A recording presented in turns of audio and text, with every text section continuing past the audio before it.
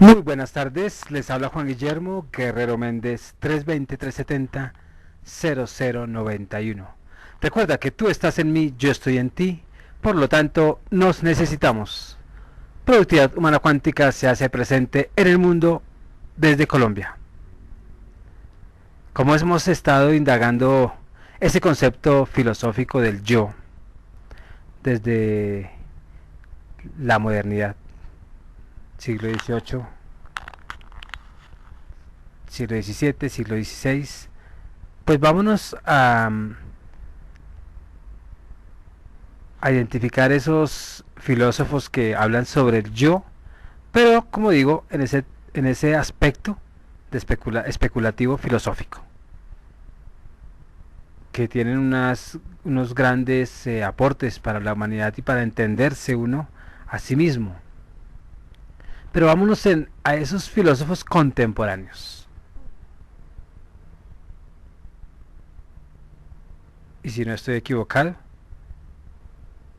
son de esta era, más no de la modernidad, porque viene hasta el siglo XVIII la modernidad. Si me equivoco, ustedes allá pues me corrigen las fechas y el término. Y vamos a hacer esa controversia, digámoslo así, entre conceptos de uno y de otro filósofo. Si vamos al yo kierkegaardiano íntimo, secreto, callado, donde se opone Fitz, el activo, como hemos visto. Pero Kierkegaard en Diario con razón señala a la subjetividad abstracta que le falta tanta vida como a la objetividad. Lo importante es vivir y que el individuo elija cómo quiere ser, siempre y cuando no se desajuste, ¿no? Como Hitler. Tener su yo es esa existencia suprema de llegar uno a sentirse único, más no domesticado, pero alineado con la sociedad. Y aquí no hay otro, ni sociabilidad, ni tampoco sociedad, porque es el yo individual, ¿no? Pero se proyecta hacia la sociedad. Pero los hombres viven cada uno en su celda. Sin embargo, el único no puede separarse totalmente de los otros, pues ama las diferencias, quiere ser un individuo existiendo como los demás. Cuando no consigue esta solidaridad implícita, pues el yo busca una presencia invisible siempre presente, y así uno llega a estar solo consigo mismo ante Dios, si ustedes quieren decir Dios. Es decir, la inmanencia descubre la propia trascendencia, no una extraña impuesta desde afuera como lo hacen las religiones, sino en la medida en que nosotros interiorizamos, nos damos cuenta que sí hay algo más allá que prolonga la existencia. Es en cuanto a eso que se refiere Kierkegaard. Ahora bien, el único no es totalmente solitario, sino que se comunica, cambia, muda de rostro, porque ese yo no permanece, como todo, ¿no? Y lo más probable es que todo cambie, y es lo único que no permanece, que es el cambio. Entonces la pasión que le arrebata fuera de sí a existir no es inmediata. Yo soy reflexivo desde el principio al fin, y para mí todo es dialéctico, según Kierkegaard, ¿no? Entonces en una primera etapa vivirá la pasión estética, las aventuras múltiples del amor, y será un don Juan muy entusiasta de la vida. Luego viene la pasión ética, que viene ese recogimiento en un amor único y renuncia al mundo variopinto y atractivo, ascetismo del matrimonio.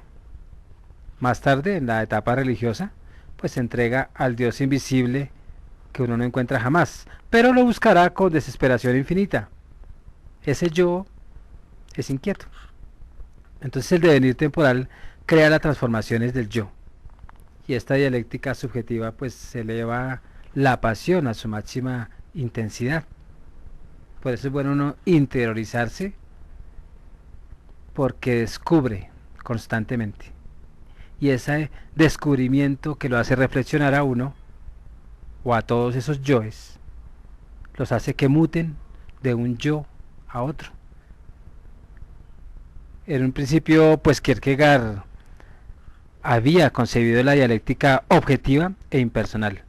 Más tarde, pues, él descubre, digámoslo así, que el yo no se contenta jamás con ser el que es y vive de sus cambios y mutaciones. Dialécticos, pues es el que renuncia a su yo para hacerse otro. Y la historia del yo es esa novela del ser humano. Es uno, indiferente, no más bien diferente, se afirma contra el universo o contra todo y todos. Y luego es acción dinámica, según Fichte. Más tarde llega a ser yo universal, donde lo dice Hegel, y después se individualiza para convertirse en único realmente existente. Entonces el yo es, según Kierkegaard, la evolución íntima del individuo, pues que se piensa al existir, se piensa, y al pensarse se construye. Entonces esta reflexión interior objetiva la subjetividad aislada y la trasciende. Al analizar las distintas etapas de su vida, pues uno comprende y se identifica con los otros, que como él, pues tiene también una historia individual. Entonces el yo puede entenderse así con nosotros, pero no en la historia universal como pensaba Hegel, sino al narrar cada uno de las propias vivencias, sea del individuo. Por eso es que Kierkegaard se opone a la historia, porque la historia presenta solamente postulados universales o generales y no particulares e individuales. Entonces la dialéctica del yo pues está integrada de rupturas y cortes dramáticos. Es negación del que fuimos para explicar el nuevo que somos. Y estamos, o estas más bien negaciones sucesivas, componen la existencia de cada uno. Y los cambios de una forma de vida a otra pues implican que debemos tomar decisiones, comprometernos existencialmente por un acto de la voluntad. Y ahí es necesario que el nuevo yo pues irrumpa con energía en el estatismo voluptuoso que aún somos. Notable viajero por los cambios de la subjetividad, donde en el ser, en el ser y la nada de Jean-Paul Sartre, pues esa frase es notable. Entonces el yo es el centro del mundo, pero entiende que ser para sí es la negación del ser en sí, es decir, de la facticidad pura. Y este yo tiene una conciencia que es mera proyección hacia ese mundo tal como es, pero carece de plenitud. La relación negada en la definición del para sí es una relación dada como perpetuamente ausente del para sí en el modo de identidad, de la cual debe interpretarse sobre el yo es la nada o negación de sí mismo. Sobre el yo es la nada o la negación del sí mismo, porque como va muriendo el yo y va naciendo otro que lo hace en sí mismo, y así sucesivamente. Sin embargo, es intencional, proyectivo y da sentido al mundo. Su punto de partida es el cogito cartesiano, cogito ergo sum, acuérdense, pienso luego existo. Pero como carencia está indisolublemente ligada con aquello que le falta, ya que se siente inacabado, incompleto siempre, porque está creándose. Sin embargo, ustedes cuando van a Jean-Paul Sartre, el yo no es el ser para sí, sino es algo distinto o ajeno, pues trabaja como unificador de las vivencias y en este sentido puede considerársele una realidad completa. Entonces el yo precede siempre al para sí, que es, o podríamos decir que es esa conciencia de sentirse presente en todos nuestros actos.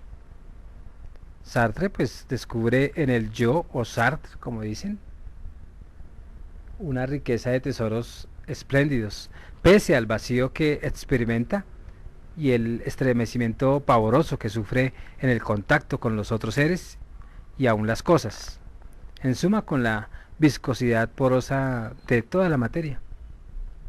Y esta concepción filosófica del yo como horror ante la propia facticidad de Sartre, pues se expresa concreta en su novela La náusea y en el cuento Eróstrato. Más tarde describe esos estados que preceden a la conciencia del yo, alucinaciones, sueños, imágenes que brotan del misterio de la vida, donde el torpe despertar del yo lo descubre pues un encantador de sí mismo, creador de sus fantasmas, como si fuese un personaje de novela. Después pues inicia su mismo secuestro interior e intensifica su lucha contra la materialidad objetiva. Y en esta etapa pues vive solamente desde la conciencia, creyéndose liberado de la costra pues pegajosa y horripilante del mundo exterior.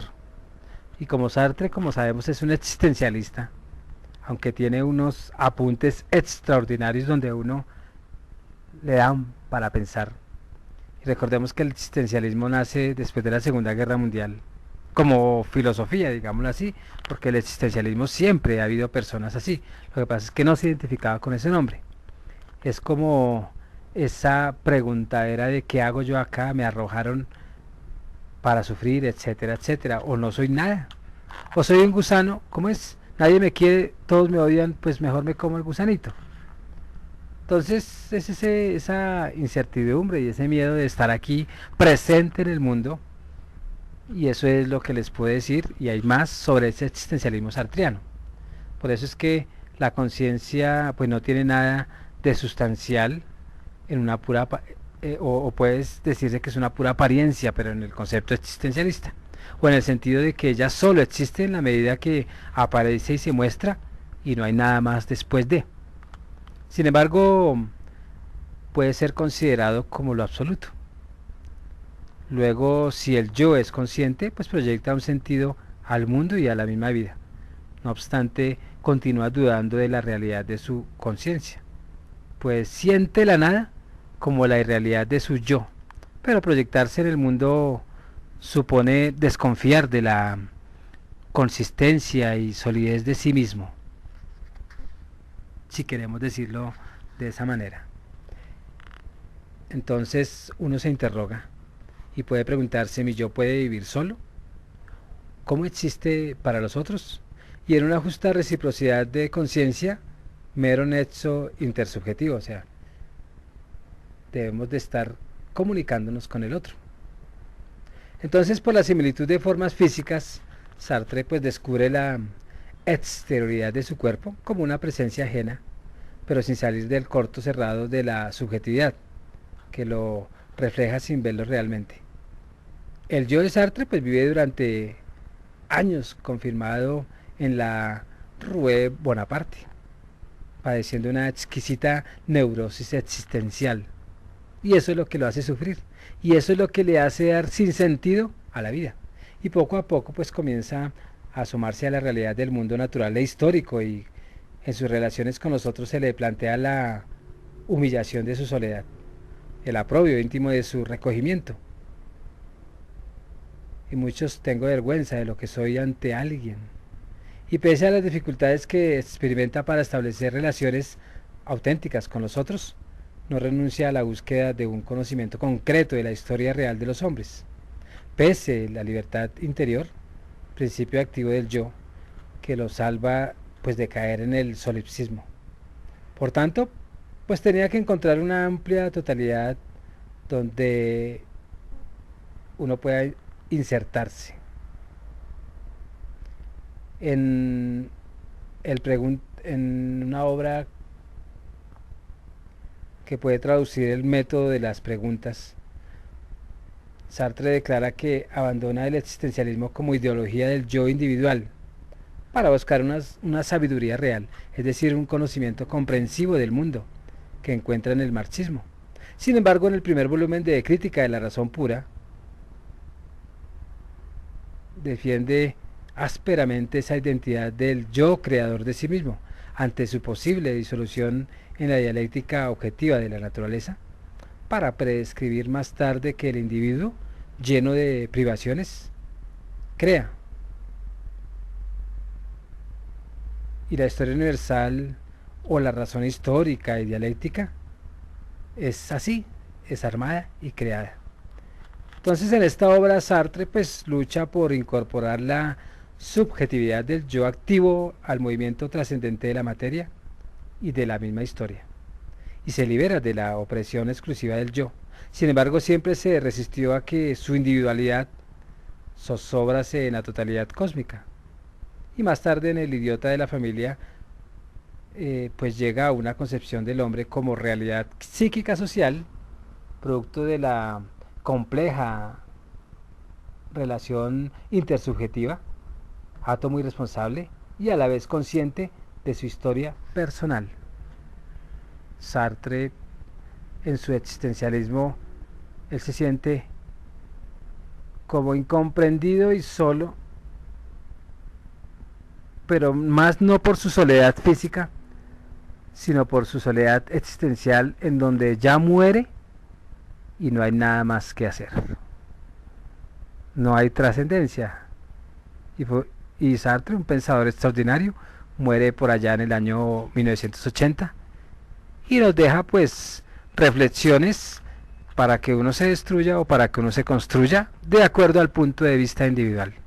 Se despide Juan Guillermo Guerrero Méndez, 320-370-0091. Recuerda que tú estás en mí, yo estoy en ti, por lo tanto nos necesitamos.